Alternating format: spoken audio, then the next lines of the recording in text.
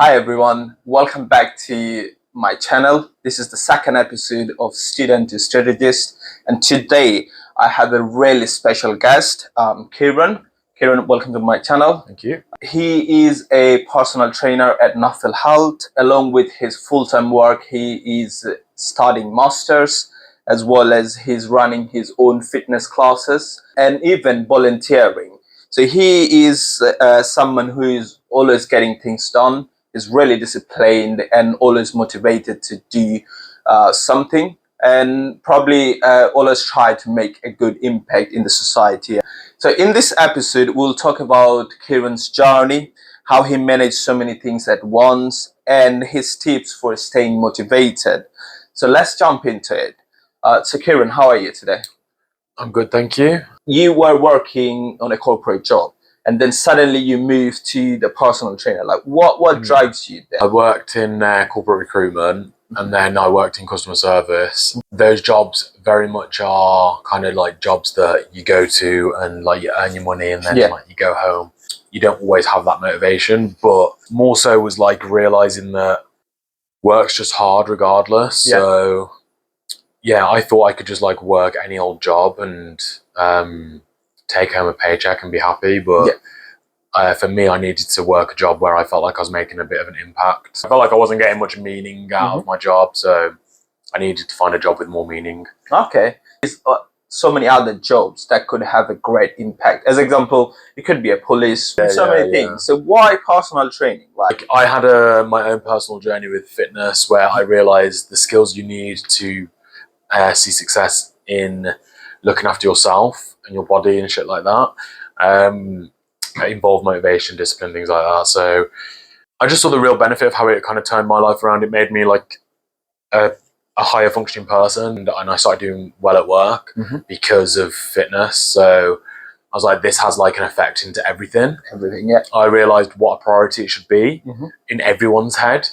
And I thought that's the most accessible, transferable, expandable way to positively impact society on a individual by individual basis. Okay, amazing. I do believe so that if you have really good health, I think it is the key. You know, there is a saying that health is wealth. So if you have a really good health, like you will succeed in almost any sector you are working in. So when you were transforming from treatment, so the transition between an office job and then move to face-to-face dealing with people, training them, guiding them, like how was this transition? It's a bit of a weird one for me because I quit like office work and then I went traveling, and then I came back and became like a PT. So I already kind of changed my normal anyway because I was living in like Thailand. So I came back and it kind of felt like being back at uni, working behind a bar. And if anything, like I almost thought like to myself, shit, have I like taken a step back here? Do you know what I mean? But I think it's just you open your mind, broaden your perspective on what like a normal job should be. It was weird, but like I stuck with it because I was very clear on my purpose. I knew for sure I wanted to be in fitness. So the down days on when I had doubts, you know, I always remembered that I'm working towards a purpose and a goal. Okay, so from that, I would take in that setting a specific goal can always drive you more. I think goal setting can be done within like your wider purpose. People might use the term goal and purpose interchangeably, but like I think goals should be like really measurable, and that's like part of the planning process. I think purpose is more abstract, that it involves feeling and just like, you know, what you feel compelled to do. And I think you get to know your purpose by reflecting and exploring. So you are from West Midland, so and now you are working in London. Obviously you have some history of traveling different countries as well. Recently you have traveled in Colombia as well. So my question is, like, from West Midland to London, like, do you see any difference? Where I'm from, Wolverhampton, people ain't thinking about what's going on outside of Wolves and so on. Like, that's not the general gist in the air. there are many people thinking, and loads of people from Wolverhampton move to London and move out and stuff. Like, I've met a fair few people from Wolverhampton here. It's a big difference. I think moving places offers a new perspective. Can change your thinking style and just keep you open-minded, help you with being creative and stuff like that. Okay. Yeah. Nice. When you say that it gives you new prospect when you are changing places, so what's your prospect on Colombia? Do you think it has an impact on your way of thinking or on your vision? I don't know if it changes you fundamentally, like your way of thinking. I'm nearly 30 now, and like, you know, as you get older, you don't change so fundamentally as much. I'm still young, obviously, but so there is still room to change a lot. However, when you're much younger, like 19, 20, like, you'll change your whole personality off something like that. Do you know what I mean? So it just depends. So it depends on like what experience you've already had. But you know, for example, I've been thinking a lot about what's coming after my masters and whatnot. And sometimes, you know, I was like literally on like a bus, like going from one place to another in Colombia, and I just had like a really good idea. You know what I'm saying? So like ideas just come to you randomly. And so I think the more new experiences you take on, the more likely you are to get ideas come to you. Everyone has ideas. How can you get those ideas working instead of like just sitting on your notepad? The very first thing is accept that maybe 1 out of 50 ideas is gonna actually get off the notes page, and that's okay. Do you know what I'm saying? Like, it's just part of the process that you're gonna have ideas that never come any more than an idea. And that's part of the process. The next thing is like act while you're inspired. Like, do everything you can do right now.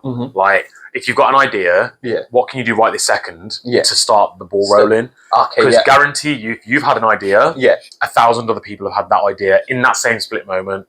That's just how ideas work. So as soon as you get an idea come to you, you're on a clock of when someone else is going to follow through on that idea. So have a bit of a sense of urgency and trust your gut. You know, if you like the idea, see it through. That's like before it even comes off the ground. But then in terms of actually taking it off the ground, reflect on why you're not doing it. For me, that was often fear of it not being good. And then as soon as I was like okay with it being shit, I was like, okay, let me do an idea, and if it doesn't work, it's fine. From there, when you're more confident with following through on your ideas, practically, I would write down what your ideas are, or like go through the idea list by list, and go, idea. Maybe you can do like a spider diagram. Maybe you can do a list. What do you need to get to that idea? So say your idea is, I want to open a gym in central London.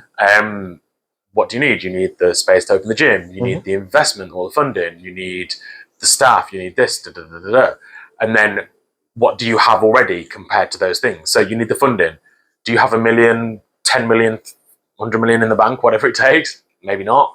If you know what I mean? So you say, how much do you actually have? Or, you know, if it's nothing, then do you have connections who have money? Do you have access to investors and so on? And then staff, do you have the staff? If not right now, do you know people?